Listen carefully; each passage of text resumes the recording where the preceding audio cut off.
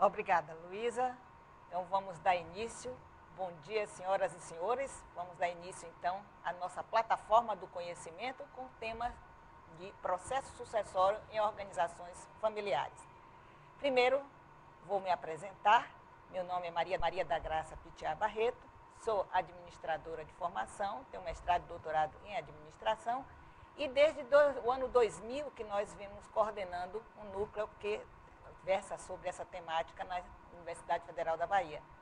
E desde o ano passado que nós temos o núcleo de estudo sobre gestão de empresas familiares aqui no CRA da Bahia, em que congregamos várias pessoas com experiência nessa área de gestão de empresas familiares. Então, aqui estão nossos colegas que depois vão se apresentar para vocês, mas que a gente está querendo deixar bem claro qual é a nossa temática, a importância dessa temática, por que a gente precisa estudar a sucessão em organizações familiares.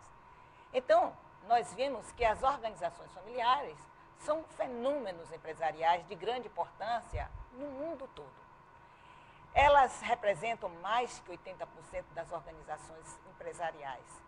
Então, é importante que a família se prepare para ser a família empresária. Há complexidades bem distintas entre a família e a empresa. Então, ela precisa se preparar para perpetuar este empreendimento. Surge com o sonho de um empreendedor e vai se findar se não houver um cuidado administrativo, um cuidado gerencial, para que dê a essa organização a sua longevidade. Nós, pessoas humanas, nós somos mortais, mas os empreendimentos não precisam findar-se. Nós precisamos adotar cuidados gerenciais para que eles perpetuem-se. Então, muitas vezes, a gente vê que os empreendedores não tomam cuidados de planejarem a sua sucessão porque a associam com a morte. Mas acontece que nós estamos planejando a vida do empreendimento, a vida da sua família, a vida daquelas pessoas que colaboram com aquela empresa. Então, quando uma empresa dessa fecha as suas portas, o impacto social é imenso. Vão-se embora os sonhos do empreendedor, vão-se embora as realizações também dos seus colaboradores que colocaram todas as suas perspectivas de vida naquela empresa. Além disso, a sociedade também fica sem o produto que aquela organização oferece. Também, não só a sociedade, mas o próprio Estado, o governo, fica sem a arrecadação dos impostos daquela organização.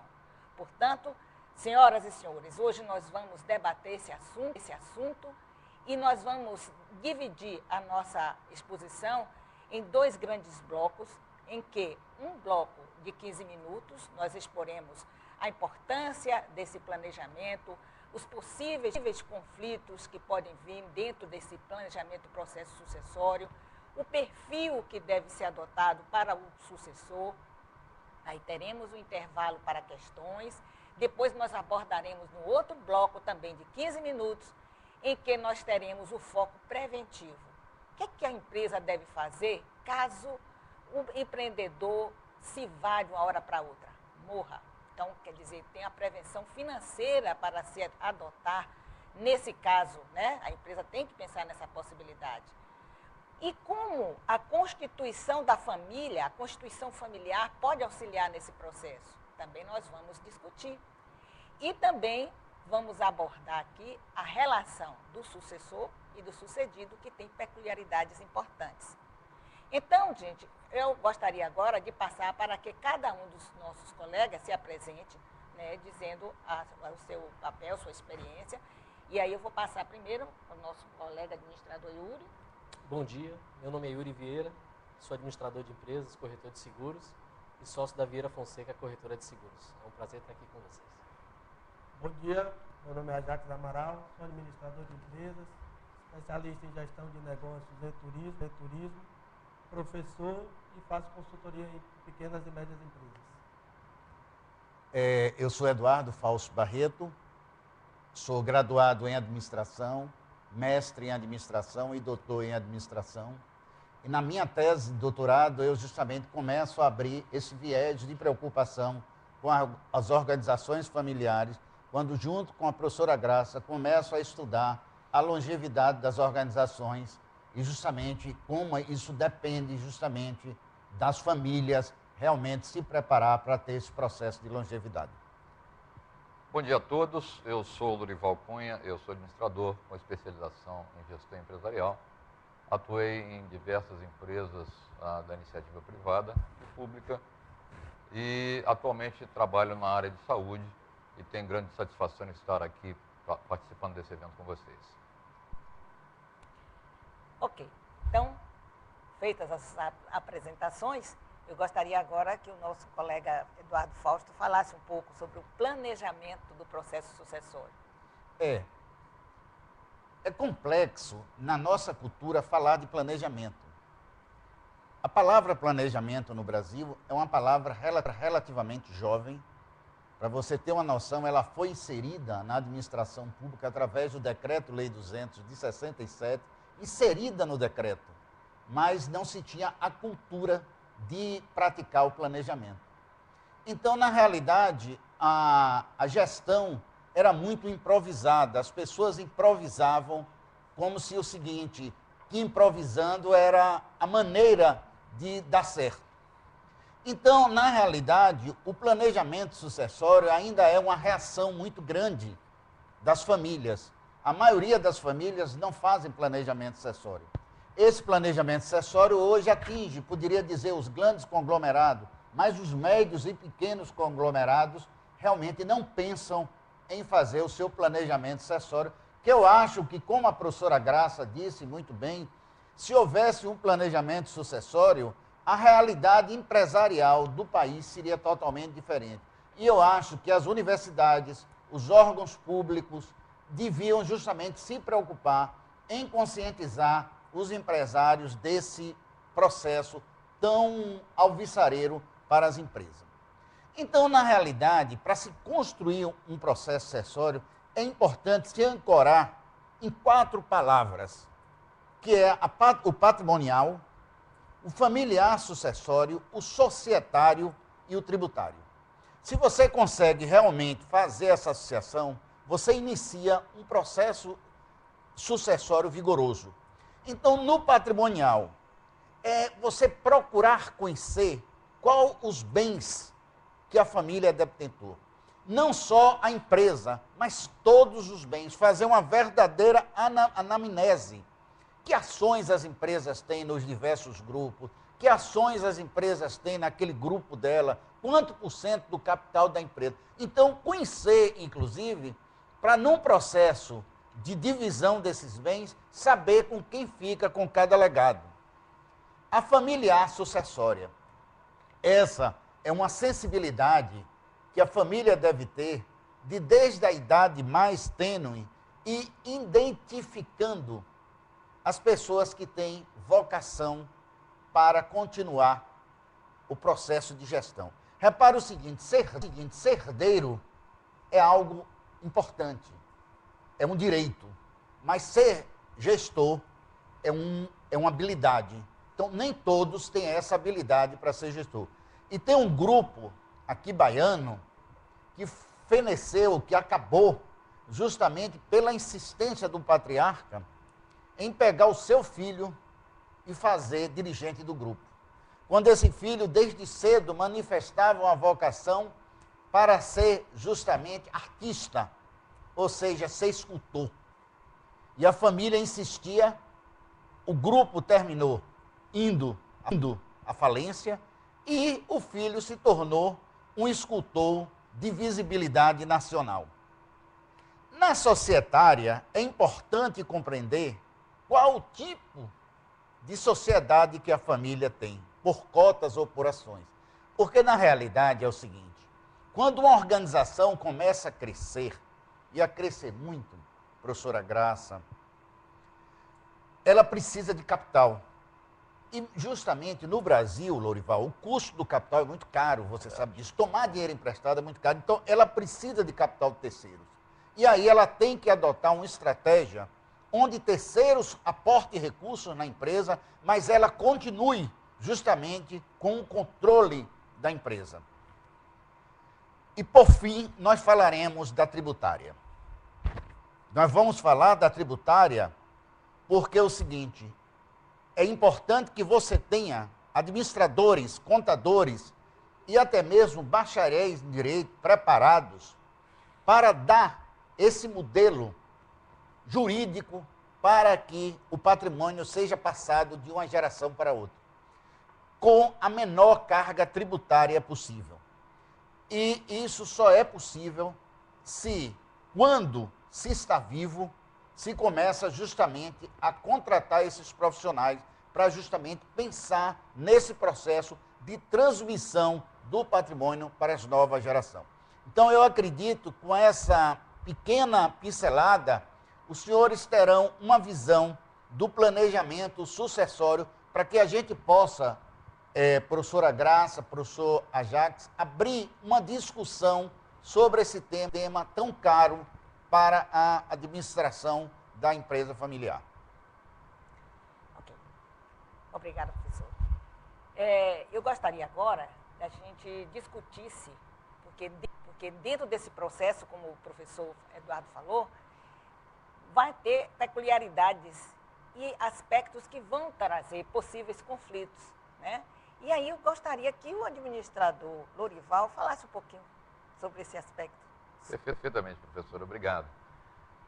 Quando a gente fala de processo sucessório, é ilusório a gente imaginar que não vão existir conflitos, né? Então, eu diria que nós não estamos falando dos possíveis conflitos, mas vamos falar um pouquinho sobre os prováveis conflitos que a gente vai enfrentar num processo de sucessão.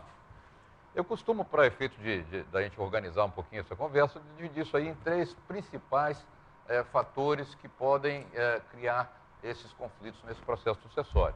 E aí eu falo dos processos que têm a sucessão e conflitos de origem familiar, aqueles que têm conflitos de origem de disputa de poder e aqueles que têm a origem na disputa financeira. E cada um tem uma característica um pouco diferente.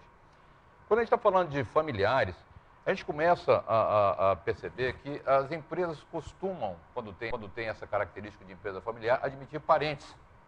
E essa história de admissão de parentes, ela pode ser interessante num determinado momento, até pelo fato da confiança, pelo fato que aquelas pessoas estão próximas aos familiares, mas costuma também gerar problemas muito sérios, porque um parente, quando ele é admitido, dificilmente ele poderá ser demitido. Então, isso já cria um problema sério quando existe um problema de capacitação desses parentes que estão trabalhando. E você começa a perceber que quando você admite parentes e admite profissionais de mercado, vai existir sempre uma competição, até certo ponto injusta, entre esses dois.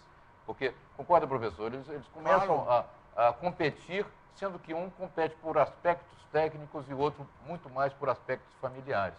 E você está sendo muito lúcido nessa colocação, que o fato de eu ser parente, muitas vezes eu me aproprio, me acho que eu tenho todos os direitos e não tenho deveres. Está sendo maravilhosa a colocação. Exatamente. E aí nós entramos exatamente naquela segunda questão, que é a questão do poder. A disputa de poder, ela fica muito forte quando existe um processo sucessório. O próprio fundador da empresa, ele sabe que ele tomou aquelas decisões durante a vida inteira. De repente, existe um profissional novo, um profissional de mercado, um administrador, que não faz parte da família e que está trabalhando em conjunto com o familiar dele e começa uma disputa de poder. Quem manda mais? Quem é que vai desfazer as minhas decisões? Esse é um fator muito forte para criar conflitos entre todos os processos. Em terceiro lugar, a gente fala de disputas financeiras. Na minha experiência, eu já vi diversas situações onde a gente percebe que, por exemplo, parentes trabalhando, no final do dia passa alguém no caixa e leva o dinheiro como se aquilo fosse um recurso dele e não um recurso da empresa na qual ele está inserida. Essa mistura entre o que é da empresa, o que é pessoal, começa a ficar muito forte e aí começa a existir aquela coisa, eu vou levar minhas contas de telefone para serem pagas na empresa, eu vou levar... Não é isso, professora? É verdade. Leva as contas todas, são quitadas ali, e eu não sei depois se aquilo é pago ou se não é. Imagine a posição do gerente financeiro quando está fazendo esse processo, ele fica literalmente maluco para poder saber aonde é que ele vai alocar determinado tipo de despesa. Mas essa confusão é muito fundamentada quando esses parentes começam a misturar o que é da empresa e o que é das pessoas de fato. Um outro problema que existe nisso aí é quando você tem diferenças de remuneração entre parentes. Porque aquele parente vai ganhar mais do que um profissional de mercado, porque ele tem a qualificação necessária para isso, ou se dois parentes estão trabalhando, um vai ganhar mais do que o outro, e aí começa todo um processo. Como é que a gente vai evitar que essas coisas aconteçam? É muito difícil você resolver essa situação na hora, mas um pouquinho de prevenção é o que vai permitir que essa empresa consiga atravessar esses momentos turbulentos. O que eu estou falando de prevenção? Chama-se planejamento. Planejamento prévio, no momento de tranquilidade e não no calor da refrega, vamos chamar assim. Não é isso, Yuri? Você que vai falar sobre a questão de sucessão de morte. No momento da refrega, não adianta você estar fazendo planejamento. Você tem que fazer isso com a cabeça fria, muito tempo antes. E esse planejamento, normalmente, ele tem que envolver tanto a parte da governança da empresa, ou seja, qual é o código que aquela empresa vai seguir, como é que nós vamos nos portar em determinadas situações, quais serão as reações que a gente tomará diante dos fatores de mercado, quanto também no planejamento da própria família. E tem que existir uma combinação desses familiares em que eles vão estar trabalhando no desenvolvimento de um projeto, onde cada papel vai estar sendo definido a priori, até quando cada uma das pessoas vai atuar naquela empresa, como ela atuará, se atuará, porque de repente ela não precisa atuar. Nós temos que fazer uma distinção muito grande entre sucessor e herdeiro. Herdeiro é aquele que herda os bens e o sucessor é aquele que vai suceder na administração do negócio. E esse código familiar, ele tem que estar prevendo todas essas situações e daqui a pouco nosso colega Jacques vai falar um pouquinho também sobre esses papéis que devem ser desempenhados. Mas a prevenção é tudo nesse processo de evitar esses prováveis conflitos que existirão no processo sucessório. Obrigado. Então, quer dizer, pelo que o colega coloca, realmente a única maneira de você prevenir conflitos, claro que conflitos vão existir, mas minimizar esses conflitos é justamente se ter um planejamento prévio para que possa realmente se conviver com ele com dignidade e se crie regras. Eu acho que na fala da professora Graça, quando ela falar justamente do Estatuto da Família, ela vai justamente ajudar muito como é que se diz, clarear toda essa preocupação que o colega Lorival tão bem colocou. Ok. Nessa fala do Lorival, estava me lembrando do princípio da entidade da contabilidade, que a gente estuda isso, mas na hora de praticar é uma coisa completamente diversa. Porque nesse princípio, o que é que estabelece? A empresa existe enquanto organização. A família existe separadamente. São entidades completamente diferentes, né, distintas. Mas o quê? Então, vocês já viram que aqui, pela fala dos nossos colegas, existe a pessoa do herdeiro e existe a pessoa do sucessor. E esse sucessor deve ter um perfil específico, né? Então, essa fala, agora eu vou solicitar do nosso colega Jacques, que ele fale um pouquinho desse perfil do nosso sucessor. Como o professor Fausto falou, do início da fala dele, planejamento. Né? Para uma sucessão é necessário que se faça um planejamento, principalmente um planejamento de longo prazo. Porque quem vai suceder a empresa, a ideia inicial é de que seja o filho, o primogênito. Mas não necessariamente ele vai ocupar esse cargo.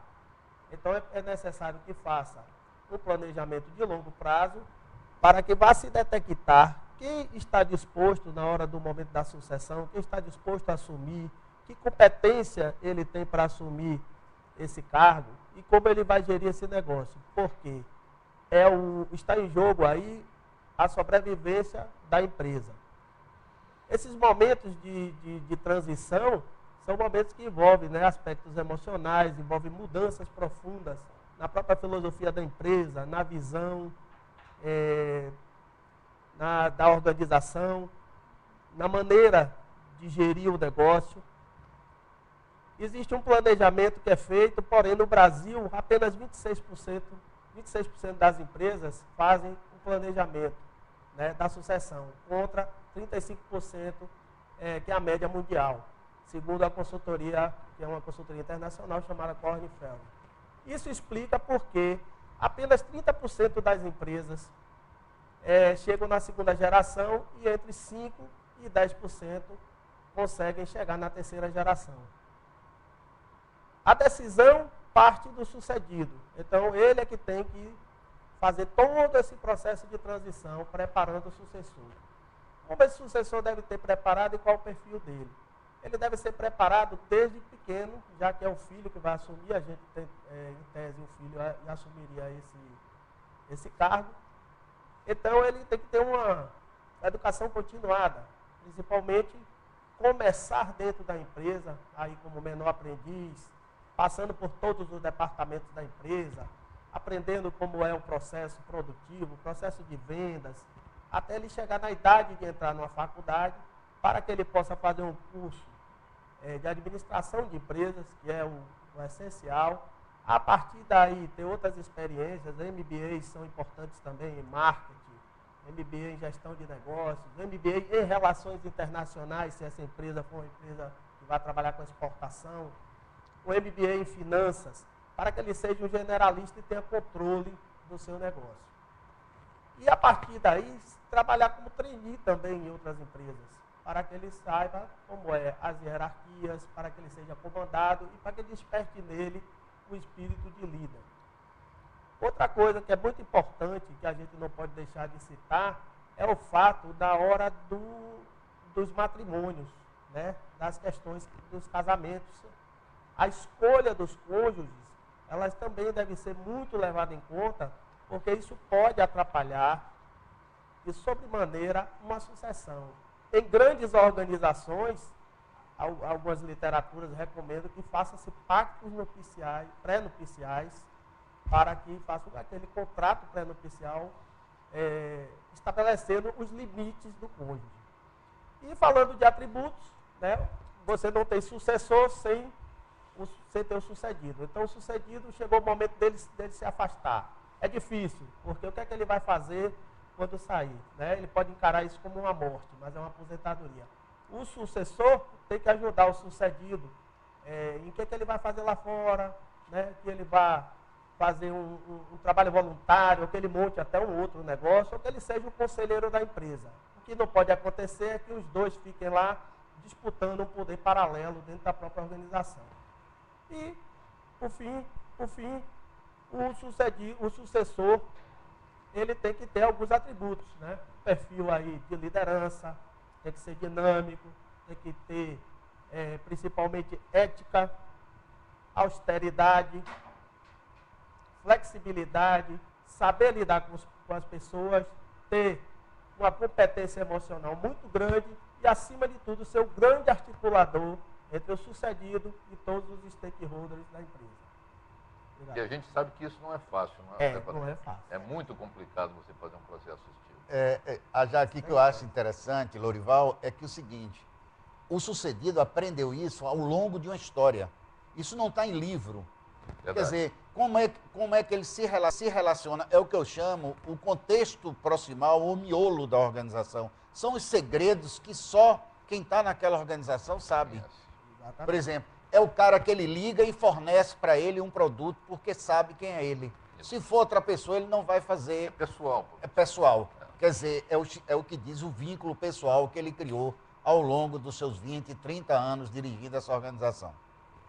Bem, concluímos então nosso primeiro módulo de exposição e agora nós vamos partir para as questões que estão sendo já formuladas via a internet, não? Então, tem aqui uma questão que já nos chegou para o professor Fausto, em que Cristina nos pergunta, falando sobre a área tributária, qual a diferenciação com as outras empresas que não são familiares?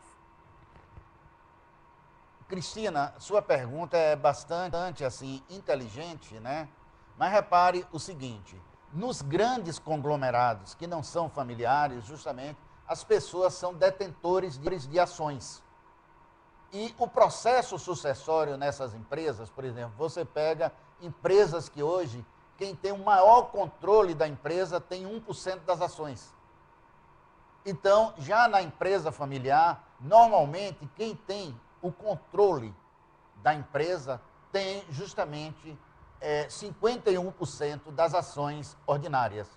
Então, quando essas pessoas morrem, é importante que esse controle continue com o grupo familiar. Então, esse patrimônio é bem diferente daquele que tem justamente uma ação totalmente pulverizada dentro do grupo. Então, e eu gostaria de acrescentar que também, no aspecto tributário, fica mais em conta, o que o professor destacou, é que não significa que a empresa vai sonegar, não é. Mas se você passa essa propriedade em vida, fica mais em conta para a organização, para a família, do que após a morte do seu empreendedor.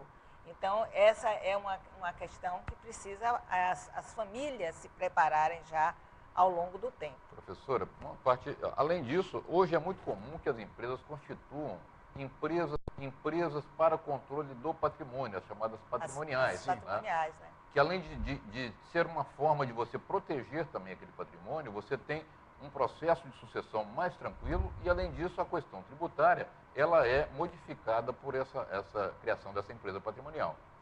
Importante essa que é chamado também do holding familiar. Exatamente. Né? O holding familiar é uma coisa muito importante para justamente fazer esse processo sucessório. Bom, vamos passar agora. Gabriel pergunta: o sócio majoritário é muito resistente a mudanças e não é formado para a gestão. Seu herdeiro é formado em administração. Como quebrar ou mitigar essa resistência para os dois, para que os dois se entendam? Aí eu deixo quem gostaria de responder essa questão. Posso começar, professora, me lembrando do caso do ano passado no seminário, que foi levantada essa questão, inclusive um rapaz apareceu na plateia e falou sobre... E o pai dele é o dono da empresa, ele estuda administração, está se formando agora e está entrando na empresa com ideias novas, que ele vai ser o sucessor. Então havia uma resistência muito grande do pai dele, né, em ele trazer essas novas ideias, e o pai dizia a ele: mas eu não concordo que você faça dessa maneira, porque a minha experiência já de 50 anos me diz que a empresa está dando certo assim, tipo, o time que está ganhando a gente não vai mudar. Então, essas resistências vão acontecer, deve existir uma relação fraternal e uma negociação para que os dois comecem a se entender dentro da empresa. Só assim essas relações vão se estabelecer, senão vão gerar conflitos, e aí o colega Lorival pode até completar, se ele assim o desejar. Eu gostaria de comentar, porque hoje eu estou, por exemplo, atuando na área de saúde, e é um típico problema dessa natureza, porque normalmente as empresas de saúde foram levantadas, começadas, iniciadas por médicos que não têm aptidão para gerenciamento de uma empresa. E quando essas empresas crescem, elas necessitam passar por um processo de profissionalização. Mas eu reconheço, como o internauta falou, que é extremamente difícil você separar num determinado momento: olha, eu atuei até aqui, você atua a partir dali. Por quê? Na verdade, as duas coisas são importantes. Tanto a experiência do fundador, que na verdade foi ele quem fez aquele negócio, quanto também as ideias novas do administrador ou do sucessor futuros, que estão vivendo num mundo, num momento diferente. Então, o ideal seria que eles conseguissem conciliar isso, porque as duas opiniões são extremamente importantes. Gabriel, eu queria lhe dizer uma coisa. Primeiro, lhe parabenizar pela pergunta e, segundo, pedir a você que continue ligado na nossa exposição, porque vai ter um momento que vai ter uma exposição sobre o sucedido e o sucessor. E eu acredito, Gabriel, que isso vai esclarecer muito as suas dúvidas. Na realidade, é um ato de amorosidade que se estabelece entre o sucedido e o sucessor. E eu acho que nesse segundo bloco você vai ter a oportunidade de esclarecer muito a sua dúvida. Então, continue ligado na exposição do Conselho Federal, que você vai esclarecer suas dúvidas. Bom, nos chegou aqui uma outra pergunta de Leonir. Como mudar uma cultura de uma empresa familiar que entrou numa zona de conforto? Não gera nem lucro, mas apenas se mantém. Eu gostaria de falar sobre isso. A empresa familiar, ela tende a ter a cultura da família inserida na empresa. Naturalmente, isso acontece. Mas o que a gente tem que entender, esse pilar sugestão, que realmente separe o CPF do CNPJ, a pessoa física da jurídica. A pessoa jurídica ela tem que andar em paralelo à pessoa física e os atributos, as vantagens, as qualidades que cada um dos membros daquela organização, ou da família até, as contribuições elas são bem-vindas, mas elas têm que ter um filtro, elas têm que se saber separar com bastante legitimidade para que você não interfira realmente. Então, nesse sentido, é muito importante essa desassociar as duas coisas, e o profissionalismo, principalmente, é o pilar que vai fazer essa separação ficar bem adequada. É a cultura profissional dentro das organizações, né? Porque aí a pessoa, quando profissionaliza, vai ver que realmente a empresa não está dando aquela rentabilidade que deveria ser como empresa, né? Não ficar naquele conforto de que eu estou tendo aquele negócio como se fosse uma complementação da minha casa. Até pode ser, para ser realmente aquele conforto de estar naquela organização. Mas se você tem um comportamento profissional, técnico, você vai zelar, né? Para que ela tenha realmente essa preocupação de também ser rentável. Professora, me permita só uns 5 dias. E essa profissionalização, ela deve ser feita ainda na gestão do fundador da empresa. Exatamente, com certeza. Tem uma outra questão aqui, a nossa internauta Cristina retorna agora perguntando a Lorival. E como ficam os profissionais que não são familiares dentro dessas empresas? Pois já tenho visto casos onde a chance de crescimento é praticamente nula. Muito boa essa questão. Muito boa mesmo. A questão é muito boa e você está coberta de razão. Eu também tenho visto diversas situações onde o profissional de mercado, o profissional que tem uma formação mais completa, ele fica postergado, ou talvez até, mas de qualquer maneira eles procuram privilegiar a organização. É um problema.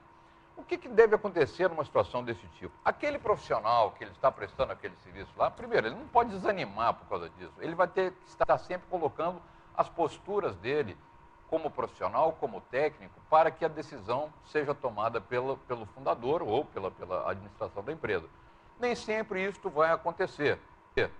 Às vezes pode acontecer que a decisão seja tomada muito mais com base no conhecimento do fundador, ou até no motivo mais emocional, do que naquele motivo técnico. Agora, eu sempre agi como profissional da seguinte maneira: eu coloco as questões como eu acredito que tenho que ser, com uma base fundamentada tecnicamente, com base de mercado, com base em tudo isso. A decisão, evidentemente, vai pertencer à administração da empresa.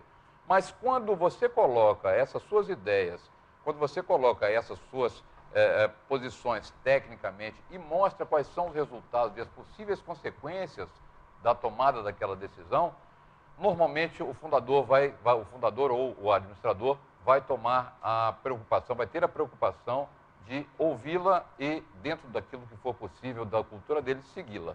Essa seria a resposta. Cristina, repare o seguinte: existem duas questões que criam isso. Primeiro é o seguinte: tem existido profissionais vigorosos que se unem e formam novos negócios. Isso é uma possibilidade. E tem também visionários gestores que pegam essas pessoas de talento e transformam em pequenos sócios das organizações.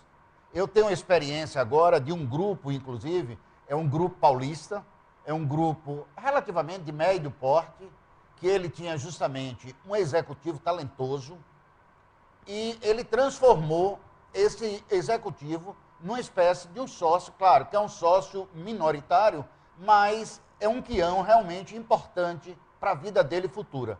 Então, eu acho que isso vai depender muito de como a família convive com isso. Então, na realidade, se você for olhar a longo prazo, é uma nova família que entrou no negócio. Mas essa nova família entra pela tecnologia do conhecimento que ela é detentora.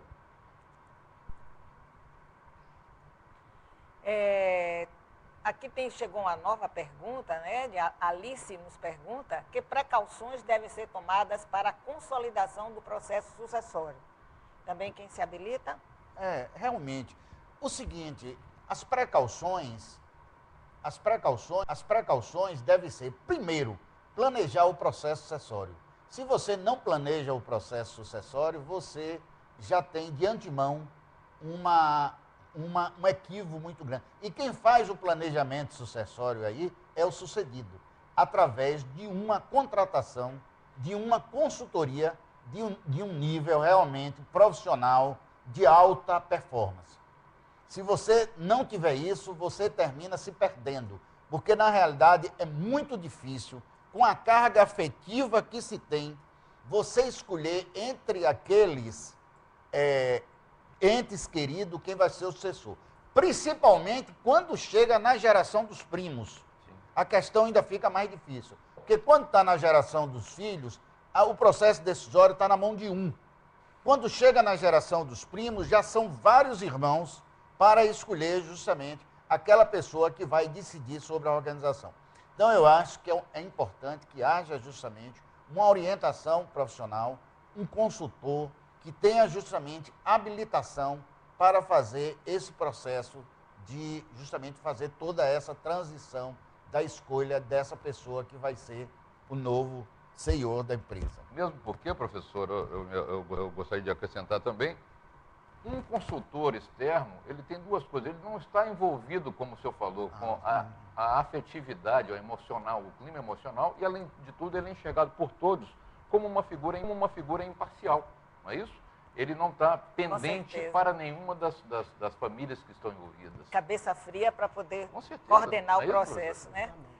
Mas, ok. Bom, gente, esse bloco de questões a gente vai interromper agora, porque nós temos agora mais um bloco, que a gente explicou no início, né? Um bloco de conteúdo, depois questões, agora o outro bloco vai se iniciar, já com a temática da prevenção.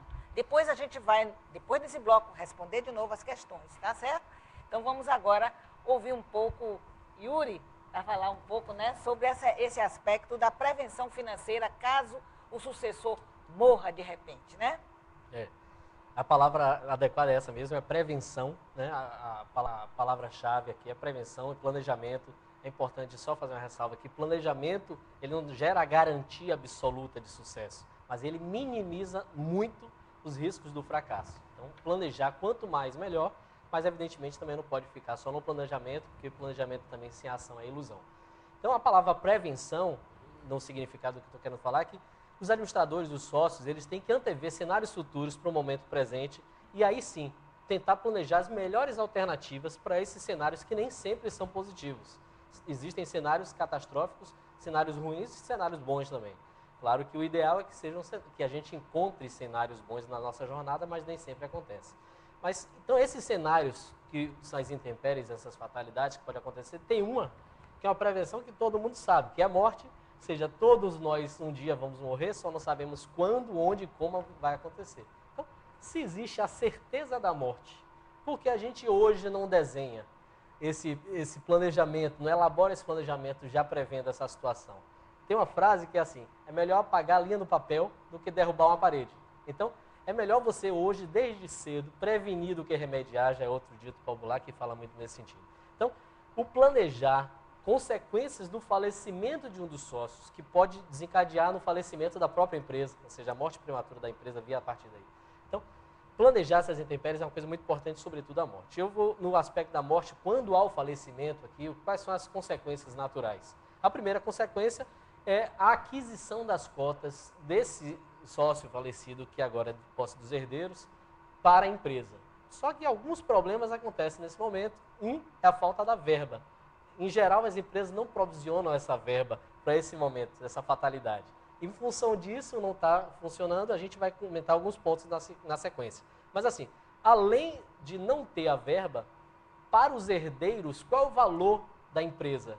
Para os sócios remanescentes, quanto vale essa empresa? Então, entrar na negociação do valor real dessas cotas é uma outra problemática que acontece muito nesse momento. Em geral, o que acontece? Em função da falta dos recursos, as empresas acabam adquirindo, ou seja, os sócios remanescentes acabam por aceitando esse ingresso desses herdeiros legais na empresa, independente de ter sido planejado. É bom voltar que a temática é a sucessão empresarial, o que a gente objetiva é que seja construído um plano de sucessão ao longo do tempo. Mas como a morte não tem tempo e não tem hora para acontecer, quando ela acontece, ela destrói esse planejamento. Então, se ela foi planejada, a solução pode existir. Se ela não foi planejada, realmente existe uma complicação muito maior. Então, no sentido desse planejamento, ou seja, pela falta de recursos e quando tem o ingresso desses herdeiros na empresa, naturalmente acontece conflito de gestão. O Lourival falou bastante sobre conflitos de uma forma geral. Então, o conflito de gestão, pessoas que não estão conhecendo a atividade, a negociação, como é que funciona, quem é quem na empresa, o organograma, as hierarquias, as missões e todo o trâmite. Daqui que ela vai entender todo esse processo, desacelera muito o ritmo do negócio, da atividade em si, né? Além de existir outros conflitos de poder, dinheiro, né? E a parte das crenças e cultura até dos próprios novos entrantes, desses novos sócios que passam a ingressar. Então, como a gente vai buscar alternativa para minimizar o risco financeiro, no caso do falecimento de um dos sócios, que é que a empresa, quais são as 4 possibilidades existentes? Uma é uma coisa que é muito difícil de acontecer, é a empresa, desde o início da sua constituição, já provisionar o recurso, pensando nesse momento. Até por ampliar muito o custo inicial do capital da empresa, dificilmente a empresa toma essa decisão e já deixa desde o início esse valor direcionado e destinado a isso. A segunda alternativa é você ir tentando guardar, acumular esse capital ao longo do tempo, que é uma alternativa que requer disciplina, que requer planejamento também, mas, como a gente sabe, nem sempre a gente vai conseguir ter a reserva necessária no momento necessário. E aí... Pode ser surpreendido, né? Só exemplificando, para se acumular um capital de 300 mil, são necessários R$400 durante 20 anos com a rentabilidade de 10% para você ter 300 mil. Então, quem sabe se 300 vai ser suficiente para aquela empresa, será que tem a disciplina e o caixa para fazer essa questão acumular? E então, a terceira e última situação, terceira e quarta situação, assim, a terceira é esperar, ter uma inconsequência e imaginar o momento da decisão de um falecimento acontecer para captar recursos, e o custo desses recursos e as prioridades que naquele momento existiam para o valor, é complicado. E aí, por fim, é importante a gente saber e ditar que já existe no mercado um seguro que visa a sucessão empresarial. Esse é um seguro que é contratado pelos sócios da empresa, que prevê que, no caso do falecimento, essa verba seja quitada, ou seja, a empresa recebe essa verba e é quitado os herdeiros em função desse valor. Então, ele não tem o problema de dinheiro e não tem a falta de opção de planejar essa sucessão. E aí eu vejo o aspecto de que você, de repente, com essa verba, você remunera os herdeiros do seu sócio e não tem que ter dentro da sua estrutura aqueles herdeiros não planejados, né? Com aqueles sócios não planejados dentro da estrutura da empresa. Perfeitamente. Eu acho uma boa saída, realmente. Mas vamos dar encaminhamento ao nosso caráter preventivo, né, nesse processo sucessório, falando um pouquinho sobre a Constituição familiar.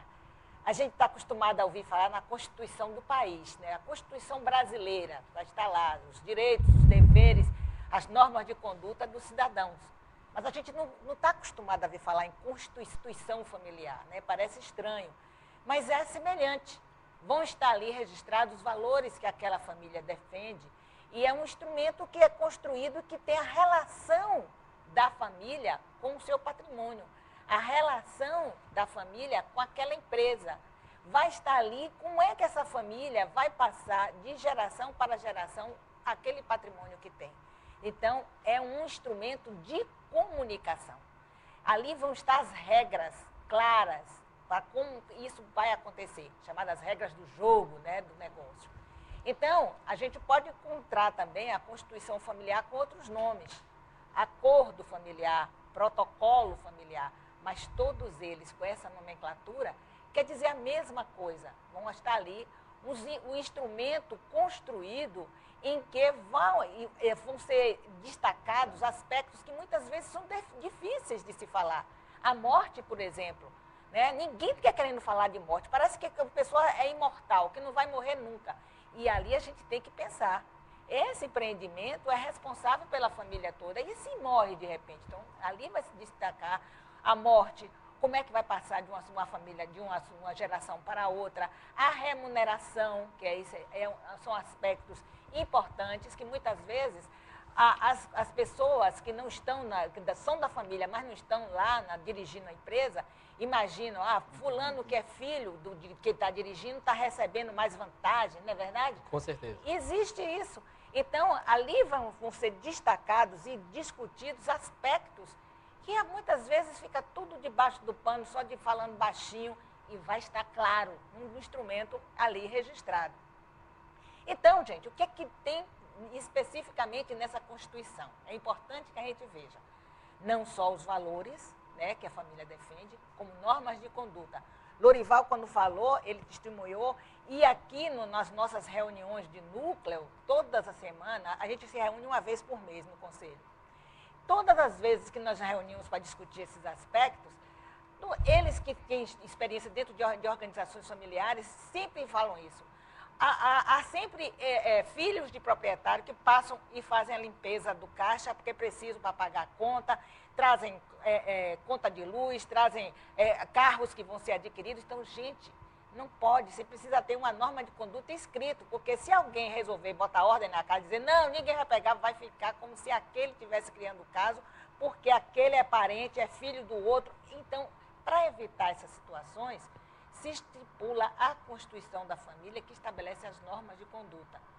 Existem dois conselhos, que é o Conselho de Família e o Conselho de Administração, que são dois conselhos importantes na gestão da família e na gestão da empresa. E dentro dessa Constituição, nós vamos colocar quem é que pode fazer parte desse conselho. Cada conselho desse, o Conselho de Família, ele vai estabelecer os critérios para que aquela pessoa desenvolva aquele pessoal da família para que possa entrar na empresa.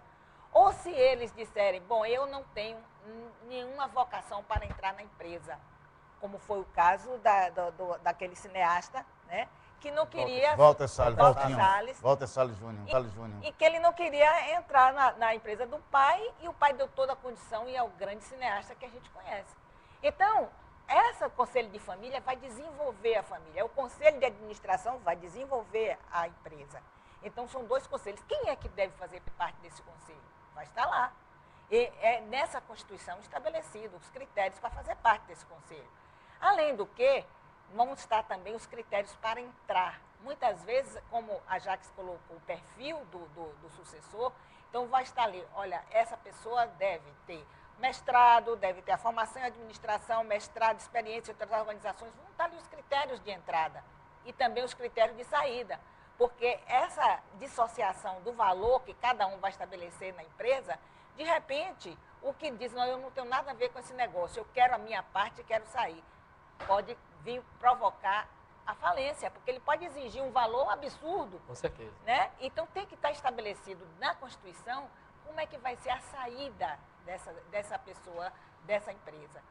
Bom, e ali você vai ver critérios de remuneração, critérios de avaliação de desempenho, por que os colaboradores não vão ser avaliados e por que os membros da família não vão passar por essa avaliação. Então, eles têm que ser avaliados também para ver como está. E a política de sucessão.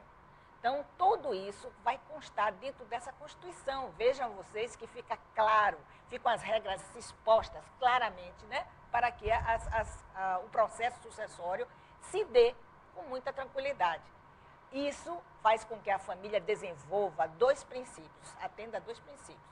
A mentalidade aberta para discutir aspectos que são importantes e também estarem dispostos a se estruturarem de forma que possa atender a esse processo. Tá? E, por último, eu gostaria de destacar o clima de harmonia que deve ser para o desenvolvimento dessa Constituição. Em época de conflito, não se chega a nenhum acordo. Portanto, é importante que já no início da organização se pense na Constituição familiar, onde estão todos harmônicos, se entendendo, felizes, sorrindo, e aí a gente faz com que essa Constituição seja firmada de maneira clara, harmônica, sem briga, sem período de crise. Ok? Então, agora eu gostaria de passar para o administrador Eduardo, que ele vai discutir um pouco sobre essa relação sucessor-sucedido, que tem nuances específicas. Toda vez que eu falo desse tema, me emociona muito. Eu fiz um trabalho para a Comac. A Comac é a associação dos construtores, do pessoal de material de construção. E nessa consultoria, foi no hotel, houve um momento tenso entre os jovens, né, e os seus pais. E eu tive que intervir de uma maneira dura, né, inclusive chamando a atenção do jovem para palavras que ele estava usando para os pais. Então, nisso, eu resolvi visualizar que é o seguinte, o processo não começa do sucessor, e sim do sucedido. Então, na realidade, eu vou começar falando para os senhores sobre a questão do preparo do sucedido. Sim? O sucedido tem que estar preparado para ele disparar a sucessão. Então, o seguinte, é necessário, primeiro, que o planejamento formal da sucessão seja feito entre o sucedido e o sucessor. Esse ato é um ato dos dois, conversando, trocando ideias e visualizando o futuro dessa organização. Os dois juntos têm. Porque, na realidade, o planejamento é um ato de maturidade. Aqui no Brasil se pega, muitas vezes, jovens, pessoas sem nenhuma experiência e quer que ele vá para os órgãos de planejamento. Planejar é um ato de maturidade. E o sucedido tem condição de planejar o futuro da sua empresa. Definir critérios sobre o perfil do sucessor. Aí é que entra a necessidade de uma consultoria externa, para justamente traçar qualidades, né, perfil que justamente deve se ter nesse sucessor. Por exemplo, é muito difícil você dizer o seguinte, eu tenho uma empresa de uma fábrica e eu tenho uma empresa de publicidade. O perfil dessas duas pessoas será um perfil totalmente diferente. Ou eu tenho uma empresa, por exemplo, de venda de seguros. Não é, Igor? Completamente diferente. Desenvolver alternativas de negócio fora da empresa para desenvolver os herdeiros. O herdeiro não deve entrar na empresa antes dele passar. Ele tem um processo de maturação. Queira ou não queira, ele é filho do dono, né? E isso justamente lhe cria uma série de privilégios dentro da empresa. E outra coisa é com o sucedido. O sucedido precisa aprender a usar o seu tempo fora da empresa. Ou seja, participar de conselhos patrimoniais e uma série de outras organizações para que ele seja útil à empresa, mas para que ele ocupe o seu tempo e saia justamente da área operacional. Preparo do sucessor. Período inicial de experiência em empresa desvinculada dos negócios da família. É onde ele vai aprender a ser justamente executivo, principalmente nesse mundo globalizado. Começar de baixo, mas ter um processo onde ele passe por várias áreas sem se tornar especialista. Usar companhias menores, quando o grupo tem as companhias menores, que é uma grande hold, ele passar nas companhias menores até chegar na grande companhia. E uma coisa que não deve se abrir mão é desenvolver a liderança. Desenvolver a liderança significa também desenvolver o autoconhecimento e desenvolver o caráter. Ninguém pode sustentar um processo de liderança se não tiver justamente um caráter. Você não confia naquela pessoa que você justamente não vê nele uma pessoa de caráter. Você confiaria, Dorival, não mentiroso? Não, de forma nenhuma. Você tem toda a razão. E outra coisa, criar nele um espírito de que eu preciso de um treinamento acadêmico acurado. Agora, o que ambos precisam ter? Preparo emocional, diria até um laço amoroso entre aquele que começa a tomar distância para melhorar a sua qualidade de vida e aquele que começa justamente a entrar para assumir a empresa. Valorização da experiência do sucedido. É aquele ato carinhoso de procurar justamente ouvi-lo, de procurar ser aconselhado, de procurar valorizar a sua história de vida. E o outro também ser generoso, ver naquela pessoa com seus ímpetos, com sua juventude, procurar também dar justamente cobertura a esses atos próprios de um jovem que está iniciando justamente a sua carreira de executivo. Ok. Vamos agora passar para a etapa das questões.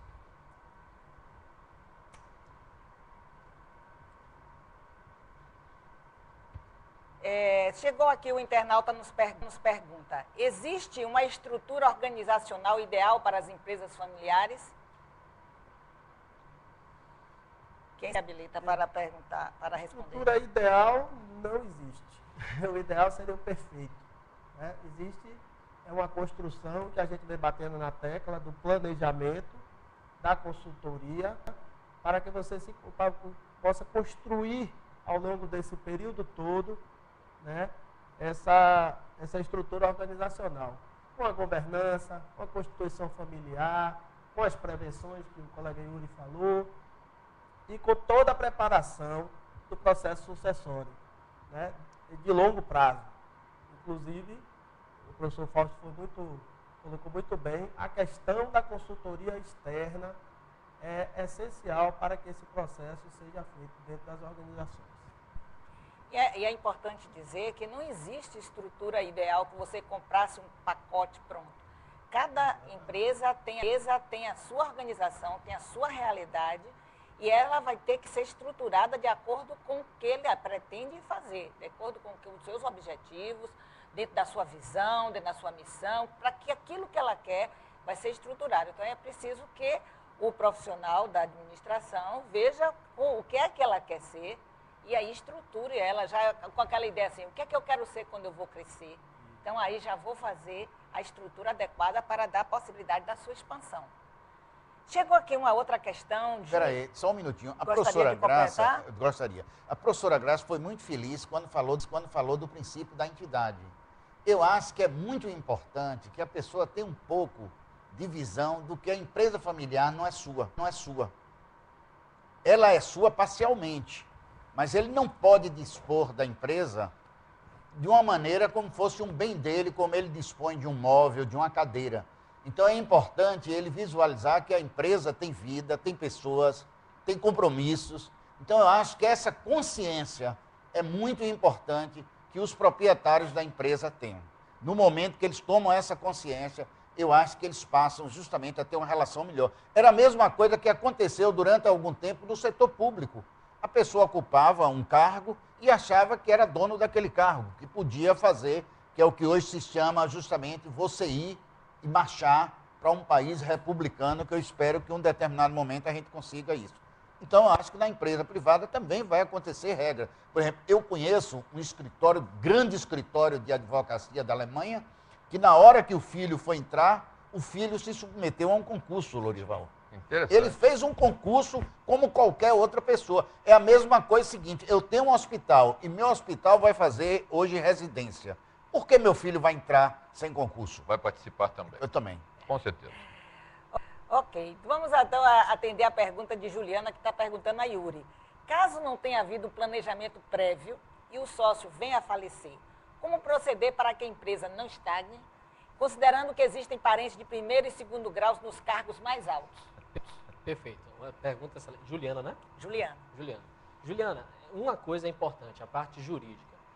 E todo contrato social tem uma cláusula de sucessão.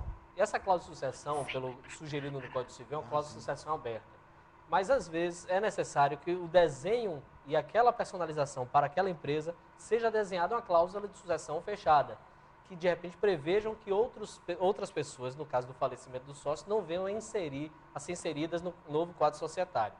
Essa é uma questão jurídica, a questão que a gente tem que lembrar. Mas, assim, se tem pessoas que estão no cargos mais altos e que já estão dentro da empresa, atuando na atividade da empresa, mesmo que não sejam sócias, são pessoas que fazem parte já da organização. Elas podem não ser as próximas sócias que vão entrar, né, no quadro societário, mas elas já fazem parte, não tem como esconder essa situação. Claro. O que pode é prevenir, em esse momento, mas assim, um ponto da pergunta dela, ou seja, se não tiver tido planejamento e acontecer o óbito, ou seja, isso é um dos pontos que eu citei. No aspecto de conflito, possivelmente vai existir, porque não teve planejamento. Sem dúvida. É aquela história do que o que é combinado não sai caro, né? Claro. Então, assim, é muito importante, mas se acontecer, tem que ter clareza, lucidez, profissionalismo e o máximo de racionalidade para poder, nesse momento, ser a melhor situação para a empresa. Não pensando só nas pessoas. Perfeito. Ok. Eu acredito que a gente ainda dá tempo para responder só mais uma questão, porque o nosso tempo está se esgotando. Então, Cristina está perguntando se existe algum modelo que possa sugerir para a criação do Conselho de Família e de Conselho de Administração. Cristina, é o seguinte, não existe modelo prévio pronto para você criar. Tudo tem que ter a discussão interna da família. Então, seja ela pequena, porque a gente pensa, vou construir um conselho só para as grandes empresas. Sim, as grandes empresas estão usando mais essa estruturação de conselho de família, de conselho de administração. Mas isso não impede e não quer dizer que as pequenas e médias também não o façam. Eles podem construir, mas não existe modelo pronto. Você tem que ver o que é que a família quer, o que é que ela tem que estabelecer, e aí vai se construir tanto um conselho com uma função, qual é o conselho de família, como se vai construir também o conselho de administração. Mas, gente, infelizmente o nosso tempo se foi.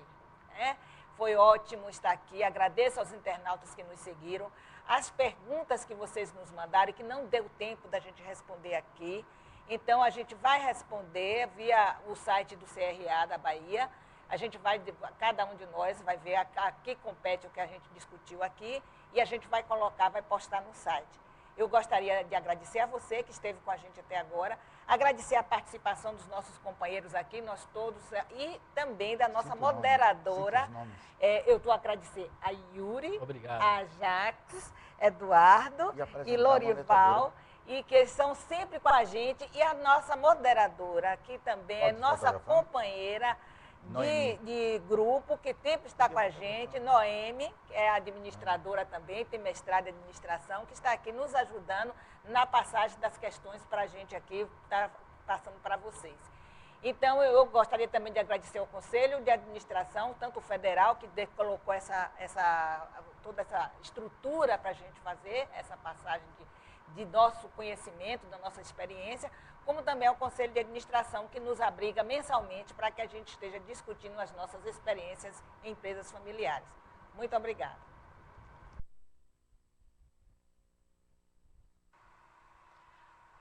O Conselho Regional da Bahia agradece a sua participação em mais um evento da Plataforma do Conhecimento.